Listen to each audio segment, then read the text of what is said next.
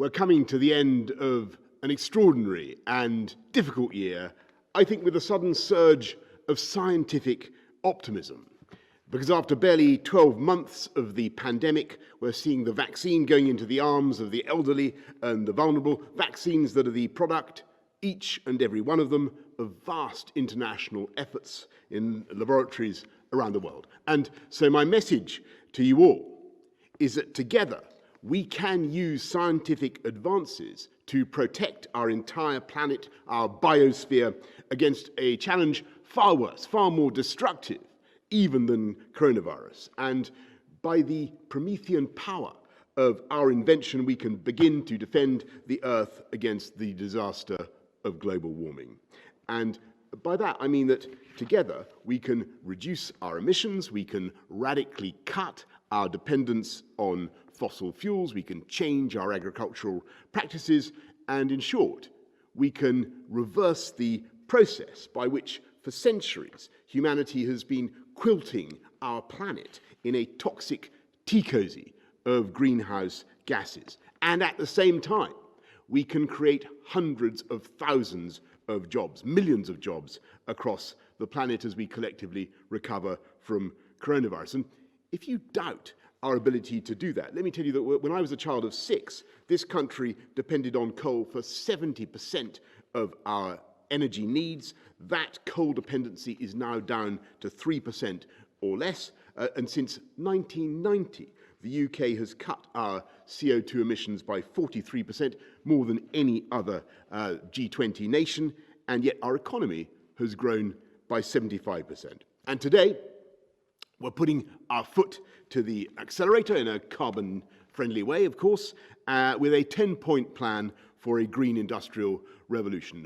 We want to turn the UK into the Saudi Arabia of wind power generation, enough wind power by 2030 to supply every single one of our homes with electricity. We're going ahead with massive solar programs, even though we can't hope to emulate the incredible things being done by India or Australia or Morocco, for instance. Hydro, of course, we're going ahead with liberating the awesome potential of hydrogen, whether for homes or all sorts of other uses.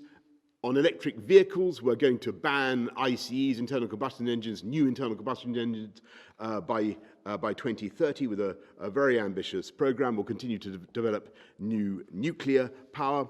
We want to lengthen the lead of London and the UK as the natural home of green finance. We want our homes to be progressively emitting less and less CO2 with more and more retrofitting of our homes.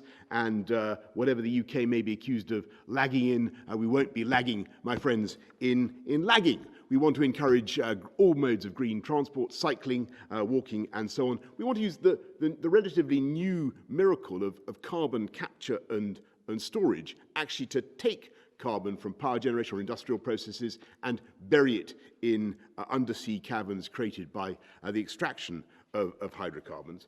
And we are now consecrating 30% of our waters, 30% of our land surface to nature, because we think that nature, wild nature, is the best and most effective way of retaining carbon in a natural balance. And we do all these things because they're right for the world, they're right for our country, but also because we know that this green industrial revolution will generate, as I say, hundreds of thousands of high-skill, high-paid, good-quality jobs for generations to come.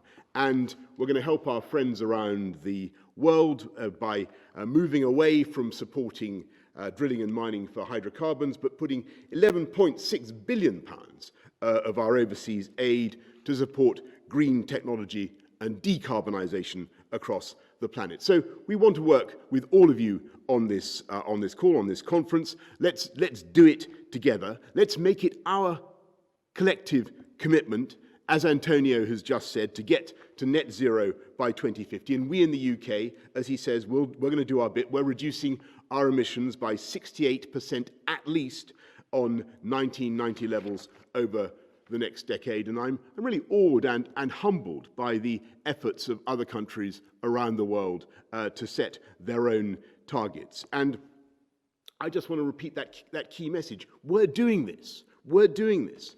Not because we're hair shirt wearing, tree hugging, mung bean munching eco freaks. I've got nothing against any of those categories, and mung beans are probably delicious.